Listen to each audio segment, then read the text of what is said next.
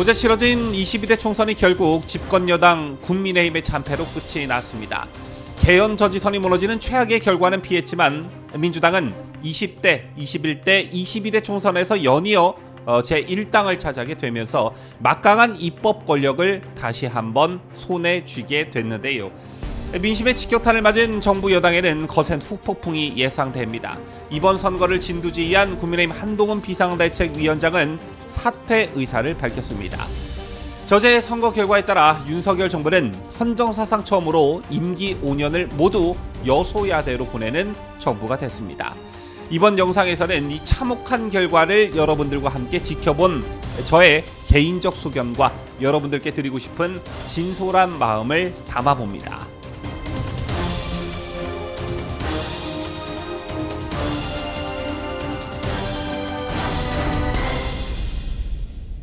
시청자 여러분 안녕하십니까? 뉴스데일리 베스트 미네커입니다.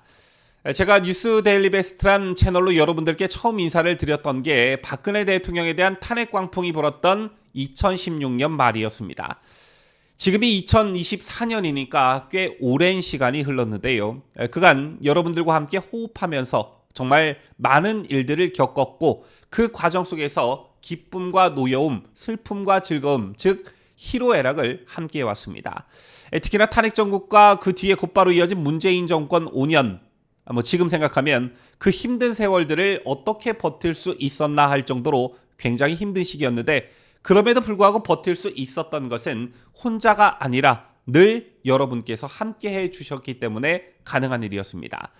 여러분들과 함께 호흡하면서 지금까지 여러 번의 선거를 치렀습니다. 문재인이 당선된 19대 대통령 선거, 그리고 민주당이 전국에 깃발을 꽂았던 제7회 전국 동시지방선거, 그리고 역시 민주당이 국회 다수를 차지했던 2020년 21대 총선, 정말 보수의 암흑기라고 불릴 정도로 그야말로 패배의식에 쩔어있던 그런 세월이었습니다. 하지만 꼭 죽으라는 법은 없듯이 박원순 오거돈의 자책으로 2021년 4.7 서울 부산시장 재보궐선거에서 반전의 발판을 마련했고, 그리고 그 뒤 마땅한 대선 주자가 없었던 상황에서 윤석열 검찰총장의 등장으로 좌파 정권 10년, 우파 정권 10년, 이른바 10년 주기설을 깨고 5년 만에 정권을 되찾아왔습니다. 그리고 곧이어 열린 제8회 전국 동시지방선거에서 전라도를 뺀 거의 모든 지역에서 압승을 거두면서 지방 권력까지 모조리 교체할 수가 있었는데요. 따라서 개인적으로 저는 어제 참패로 끝난 22대 총선에 대한 기대가 남달랐습니다. 대선, 지방선거, 총선 승리라는 소위 트리플 크라운을 달성하면 제9회 지방선거가 예정되어 있는 2026년 6월까지는 특별한 선거가 없기 때문에 그한 윤석열 정부가 거대 야당에 가로막혀서 하지 못했던 일들을 비로소 이제부터 본격적으로 할 수가 있겠구나, 이런 바람 때문이었는데 욕심이었을까? 선거 결과는 아시다시피 참패로 끝나버렸습니다.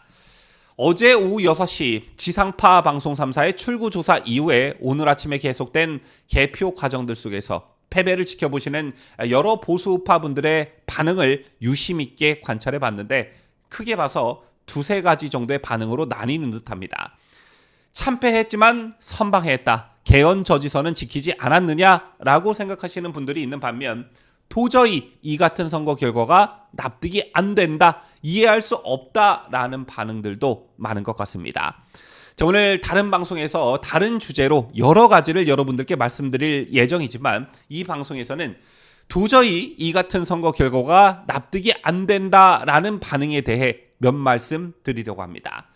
자, 아마 저를 비롯한 많은 분들이 이번 총선 선거 결과를 놓고 도저히 이해할 수 없다라고 하는 것은 더불어민주당도 민주당이지만 보다 근본적으로 그런 더불어민주당에게 표를 주는 이른바 국민들의 집단지성이 처참히 무너지고, 그리고 이성적 판단이라는 것을 할 수 없는 국민들이 많아도 너무 많다라는 것을 뼈저리게 느낀 그런 선거였다고 저는 총평하고 싶습니다. 여러분들께서도 두 눈으로 똑똑히 확인하셨을 겁니다. 숱한 망언으로 논란을 일으킨 민주당 김준혁이 전라도도 아닌 수원에서 당선이 됐고요. 역시 불법 대출 논란을 일으킨 양문석도 전라도가 아닌 경기 안산갑에서 당선이 됐습니다. 이 두 후보의 문제를 떠나 이번 총선에서 야당을 진두지휘한 게 누구입니까? 전과 사범의 숱한 비리 의혹으로 재판을 받고 있는 이재명과 이미 2심 재판에서 실형을 선고받은 조국이었습니다. 그런데 한동훈 위원장이 선거운동 과정에서 강조했던 것처럼 범죄자들이 지배하는 나라를 국민 스스로 만든 그런 선거가 되고 말았습니다. 정말 최소한이라고 볼 수 있는 망언의 김준영마저 걸러내지 못한 국민성을 지적하지 않을 수 없다라는 것입니다. 선거가 끝나면 의례적으로 나오는 말 있지요. 국민의 판단은 늘 옳았다. 이번에도 민심은 정확했다. 현명한 국민들의 현명한 선택이었다. 자, 이건 고리타분한 신문사설에나 나올 법한 말이고 실제는 그렇지 않다라는 것인데요. 국민의 대다수가 자녀를 두고 있고 그 자녀들은 또한 결혼에 자녀를 두고 있습니다. 그리고 나아가 아무리 나이가 젊다 손치더라도 결혼을 아직 안 했다고 하더라도 누군가의 삼촌이며 고모이며 이모이며 이웃 사촌일 것입니다. 그런데 투표권을 가진 유권자층들인 그들이 우리의 미래 세대인 아이들에게 과연 떳떳한 투표를 했는지 저는 묻고 싶습니다. 나는 형수에게 입에 담을 수 없는 욕설을 내뱉고 전과 사범의 온갖 비리 혐의로 재판을 받고 있는 정치인을 지지하고 있단다. 아들아. 나는 자녀 입시 비리를 저질러 2심 재판에서 유죄를 선고받은 사람이 너무나 불쌍해, 딱해, 그리고 키도 크고 잘생겨서 그 정치인에게 투표했단다. 우리 딸아. 나는 네가 커서 가고 싶다는 이화 여대생들이 과거 성상납당했다고 말하는 후보에게 투표했어. 네가 가지고 있는 1,000원짜리에 그려져 있는 퇴계 이황이 성관계의 지존이라고 하는 후보, 정말 매력 있지 않냐? 나는 그래서 그 후보에게 투표했어. 이렇게 우리 미래 세대에게 자신 있게 말할 수가 있냐라는 것입니다. 정치 수준이 개판이면 국민 수준은 그걸 뛰어넘어야 나라가 바로 서는데 그러지 못하고 있다라는 겁니다. 저는 40대 초반, 그리고 뉴스 데일리 베스트에서 여성 앵커 파트를 맡고 있는 제 동생은 30대 후반입니다. 어제 제 동생이 개표 방송을 보다가 친구에게 전화를 했다고 하더군요. 그런데 그 친구가 이런 말을 했다고 합니다. 민주당 이재명이 전 국민에게 25만 원을 준다고 했다. 나는 그래서 민주당 후보를 찍었다. 저는 이 소리를 듣고 말문이 딱 막혔습니다. 그리고 동시에 문재인이 지난 총선을 앞두고 재난지원금을 뿌렸던 때가 떠오르더군요.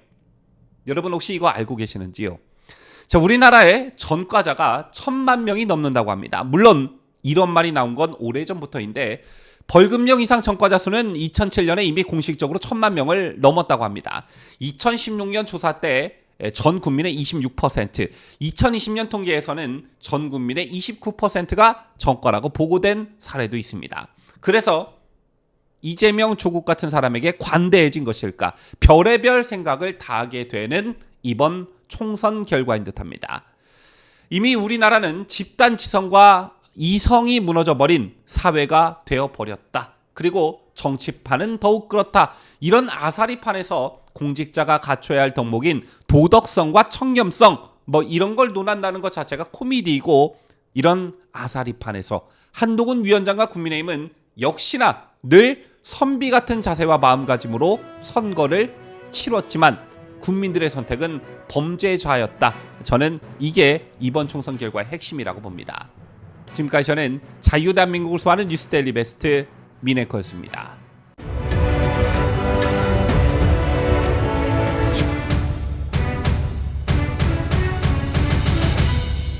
함께해요. 뉴스데일리 베스트.